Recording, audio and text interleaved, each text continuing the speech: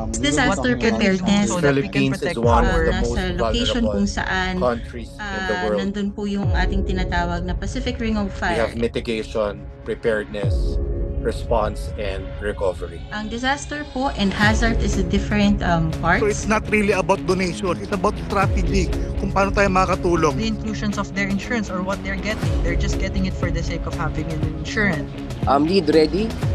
I think this is a disaster response It is training. something that we don't really predict kung pwedeng mangyari. This is the project I proposed for Marikina, especially in Marikina, that we all know that we are a very flood-prone area. Sunod-sunod yung mga lindol na nararanasan natin, yung mga This is baha, very yung timely, no, considering that we have been battered by several typhoons the past few weeks. Only to be prepared, but more importantly, to protect and value the most important thing.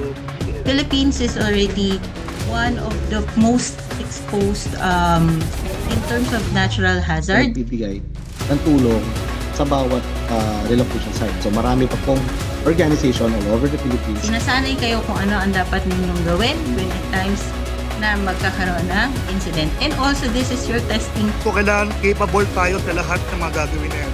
Hindi overnight ang pagiging leader sa ganitong klaseng mga project like disaster It preparation. contains all the necessary things that should be inside the go bag. When our communities need us the most. This session is just the beginning. I'm We very are- glad to see na marami ang nagtataas ng inyong kamay because at this point we will be showing you. We just had an earthquake. We just had a super typhoon.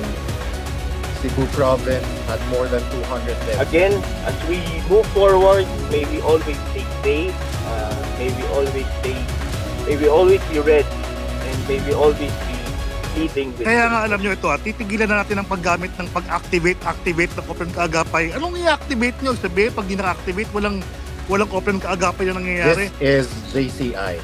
This is JCI Philippines. As JCI members, we are trained to be leaders. We are in a very unique position to conduct, to implement relevant, meaningful, and sustainable initiatives. And ready to act with unity and precision. Together, we build resilience. Together, we sustain the future.